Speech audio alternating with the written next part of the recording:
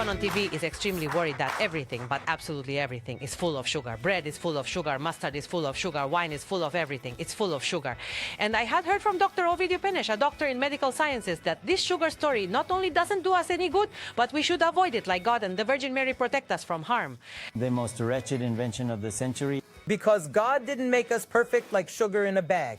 We'd run for, we'd climb up trees just to get a fruit. We'd dig for who knows how long to find a root, a potato or something. It's that at my age I still remember. Yes, that's how it was. And if you wanted to eat meat, you had to do sports, to run, to hunt. So just think about how we were created and then think about what we are doing now. All right, I've also invented the scope. We just sit there in front of the television. Our only form of exercise is pressing the power button on the remote control, right? And that's all we do. We eat with both our left and right hands. And so this sugar that we invented, because we thought we were being so clever, they aimed to solve a problem, world hunger, because we couldn't produce enough for the growing population. So a concentrated feed was needed to satisfy everyone. Yes, sugar is practically a disaster, and you'll see I won't offend anyone by saying what sugar causes is more severe than what smoking causes. You will see that this invention is a far greater evil inflicted upon humanity than smoking or other things. Inevitably, he's all over the place. They've put him all over the place. Yes, they've put it everywhere. And you'll see what it does, why it's so bad. First and foremost, it's a very short molecule, meaning it enters very quickly through the intestine, through the absorption lining, and reaches the blood. The moment it reaches the blood, our pancreas, which is an organ, look, this is our pancreas. It starts to secrete insulin. All this insulin enters, making glucose go into the cell. Now, if we have the energy, the need to burn this glucose, and we only need 3 molecules but 30 enter, everything is deposited as fat. All these cells begin to accumulate fat and start to build up. How many times have you been to the doctor for an ultrasound and they told you that you have fatty liver, also known as hepatic steatosis? It accumulates on the liver. Just look, a fatty liver. What does it look like? Yes, because these poor animals, we eat them and just consume them. They also live in places with no room for exercise. Yes, they're all cramped together. Yes, and the birds are the same. And we consume a vast array of products that no longer bear any resemblance to what is supposed to be natural. This fat, the liver processes this sugar, which I must emphasize again, is a substance produced entirely through synthesis, yes, created by extraction, and it's something our human body was simply never designed to properly digest or effectively utilize. It will have a toxic effect. You'll see there are other things that speed up this decay, but sugar is the main culprit. Fat starts to build up around the heart. And look, here are some little hearts.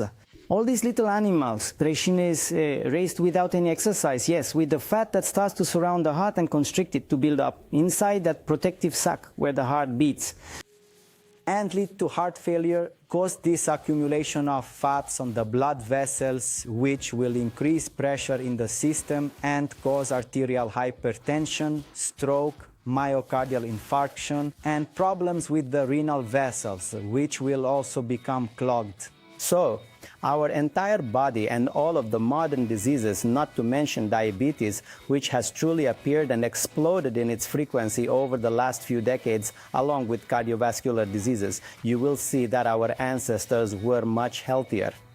Yes, we are quite familiar with this from their stories, that is for sure. They lived for a much longer time because everything that we eat and everything that we supposedly want to use as a pure clean food source, eventually we'll see that it contains sugar. What do? Our brain, yes, the brain is a system of neurons. A nerve cell, of course, needs glucose to function, but if too much sugar and too much glucose enter the bloodstream and our blood sugar levels remain high from the sugar in the blood, the glucose in the blood is elevated. You will see that studies have shown you develop dementia faster. Yes, yeah, you start forgetting sooner, your whole body ages. Other studies have shown how the lifespan has been shortened. And just like that, another overpopulation problem is solved. So this sugar also significantly shortens life's duration, not only through pathology, but simply because cells degrade more quickly, we age faster. You eat sugar, you age faster. Have you noticed in your case studies that the incidence of people, your patients, is increasing who tell you, doctor, I need something sweet. My body just craves sugar. It's like an addiction is somehow being created. Because what happens is when that insulin, when glucose arrives, there should be just one single molecule to stimulate the cell and allow the glucose to enter the cell. But because we eat so much and in such large quantities, this stimulus is packed with so many molecules, and all these receptors are no longer sensitive. What's more, another interesting thing occurs within the brain itself. It starts to stimulate neurohormones, neuromediators, right? Those happiness hormones, serotonin, if you've heard of it, are secreted in great amounts when we eat something sweet. Yes, the depressed women who are eating ice cream in American movies. Even more than that, exactly. Even more than that, yes, sugar actually causes depression. And why is that? Because when you consume it, you stimulate your body to produce serotonin, and then when you no longer give it to yourself, you begin to experience symptoms of a significant lack of this serotonin. And that's when you start to crave and seek out more sugar, even more. More glucose enters the cell. Suddenly, the cell starts to get fat. You're depositing fat, including right here. You can see it on the intestines. Yes, on the specific areas that are supporting the intestines. Metabolic fat that really weighs you down and impacts your entire system. But then you gain weight and also become unsightly. It exists. I'll tell you right away. You'll see with all this sugar addiction, food companies caught on. And they started to take advantage of this because they make you eat and never feel full. And what do you feed on? You've been eating more and more, seeking that need for serotonin and other neurotransmitters that bring about pleasure. And then, instead of eating something that truly satisfies you, you end up encountering a whole range of foods you wouldn't expect to contain sugar. For example? Well, cold cuts. Look how much sugar is in cold cuts. You go and say, I'm not eating sweets anymore, because if you eat cakes, you certainly expect to gain weight. Are you eating that? And what are you eating? Do you want to prepare a really healthy meal for yourself? I mean, you'd probably eat a meal that's been cooked at a restaurant. Yes, with some meat, with just a little bit of pasta and a rich sauce. What would you expect? Perhaps a delicious lasagna. Would you expect this food to have any sugar in it? Don't forget how much it has. Yes, you're eating pretzels. Of course, we've talked about how they're not good, but ultimately, in theory, they are salty. Yes, or these pretzels have a very large amount of salt. Or do you go to a supermarket to pick up a chicken breast?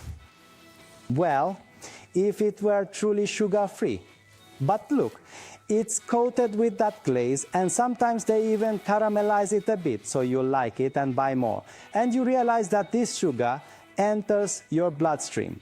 When it enters your bloodstream, this concentration level increases. If you've consumed something nutritious, this glucose concentration would then remain constant and would continuously nourish your entire body. But what exactly is this good thing? Because we're already starting to ask ourselves what the hell we're doing. The compote is good. I don't even have to tell you. Just look at how much sugar compote contains. And what about ketchup? Did you know about ketchup? Yes, so I already knew. It's the purest honey. You go and buy it for yourself. There are some who stimulate you so you lose weight. Yes, for example, you might eat a mixture of... Bran. I don't know. Bran would be good for you, but you're eating cereal because you've heard it's good for breakfast. And in cereals, in fact, a lot of sugar is hidden without them telling you. Or sometimes it's written on the back label. But we need to start teaching ourselves to read about sugars, how much of this kind and how much of that kind. Because one, especially the diabetic, really needs to pay attention. A very good meal is peas with vegetables. Vegetables, yes. You said you eat healthy. That you only added a small piece of meat. But here are 3 teaspoons, 3 sugar cubes, and then another 3 sugar cubes, just because you ate vegetables. You practically have no chance at all, or maybe you do. You start reading on the internet and you begin to notice that some people say it's good. We eat Let's sweeteners. stop eating sugar. Yes, brown sugar is more expensive. It's triple the price. It looks beautiful, but it might just be artificially colored, or it could be brown sugar or perhaps raw sugar, and all those various kinds of sophisticated mixtures that sound so very appealing. This is yet another common myth that absolutely needs to be thoroughly debunked. They enter your bloodstream in exactly the same way, perhaps just a little bit slower than the white, super refined sugar, but they cause exactly the same damage. It will produce the very same effect, no, I mean the exact same damage, because it too enters the body quite abruptly. You'll also say, I eat these sweeteners like fructose or glucose because I saw on the label it has no sugar, but it contains fructose and glucose. It's a finer powder. The molecule is the same, small, short, entering the bloodstream abruptly. The same thing happens. The whole chain of misfortunes I mentioned. Or you buy even more expensive things. Agave syrup. Yes, some kind of syrup. I don't even know what it is, just because they say it's natural. No one is saying it's necessarily synthetic, but it enters our system just as abruptly. Or we sweeten things with honey. I've seen people become quite obsessed, knowing that honey is supposedly much healthier, that it promotes health significantly more than sugar does, putting it even in their coffee, sweetening absolutely everything with honey. It's certainly true that honey can be 100% natural, but then again, I don't know, snake venom is also natural, therefore, and not everything that comes from nature will necessarily be good for you at any given moment. But even so. So honey, the same. What the hell are we supposed to be eating?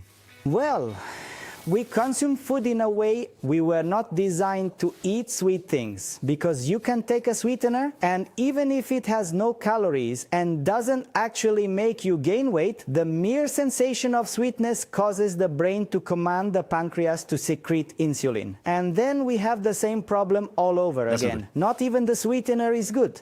Leaving aside the fact that you start buying all sorts of juices that are calorie-free, with the obsessive idea of not gaining weight and not having all this problem, but they have some colorants, I won't even mention the colorants, but they have some sweeteners that are toxic. Yes, they can have aspartame, they can have cyclamate, so avoid these sulfamides, not even saccharin, so throw them away. Don't even put them in hot tea or coffee. You can use stevia, but it's the same mechanism. It's just the sweet sensation that causes the problem of the chain. So give up sugar or reduce it as much as you can.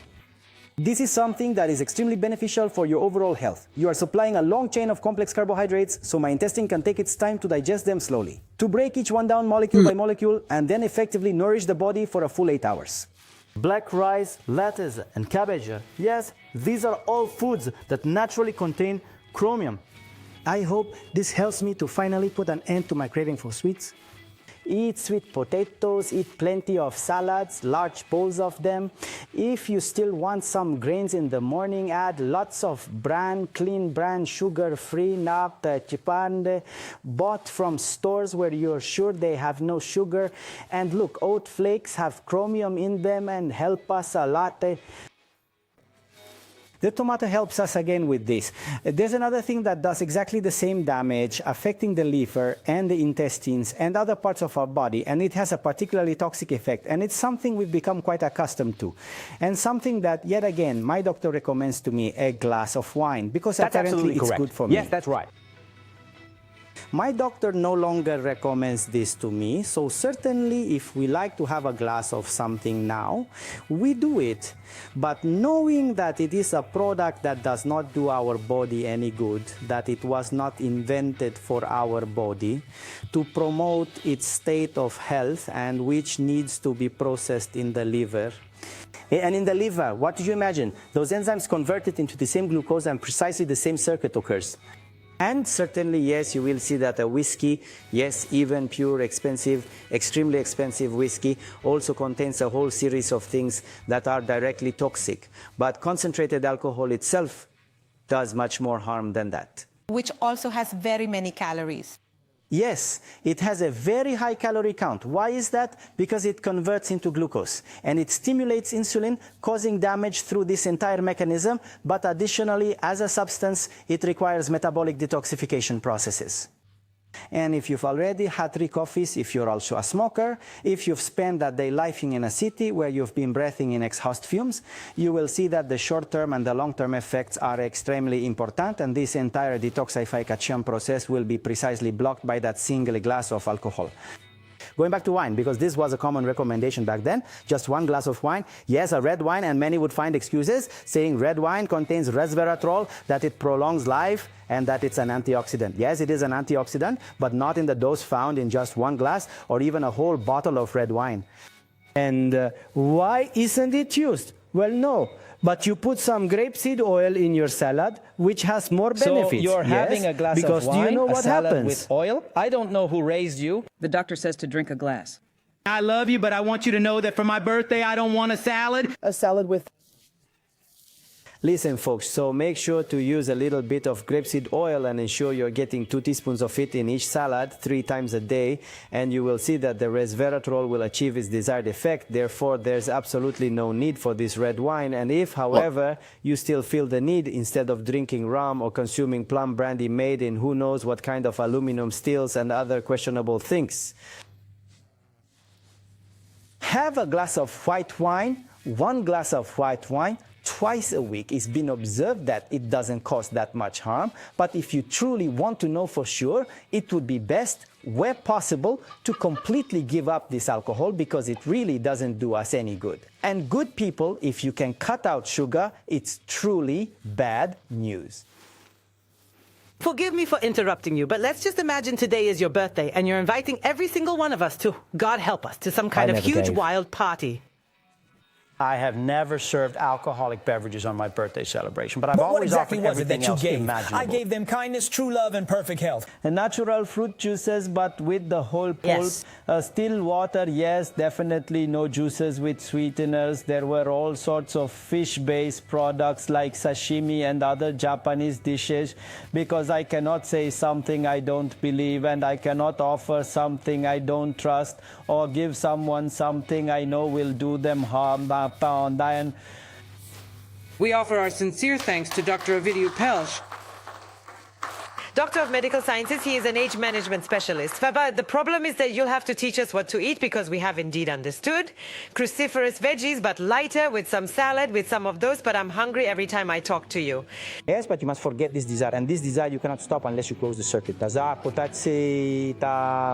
You can't be a slave to the current industry. Those people want to sell you their products, they sell their cigarettes, they sell this processed food, and then you go and take a ton of medicine to counteract it, and you're always in a vicious cycle, always paying when you could choose a natural and healthy path. Dear esteemed viewers, may God be with you. We still have the apples left. Thank you very much, doctor. Those are the ones.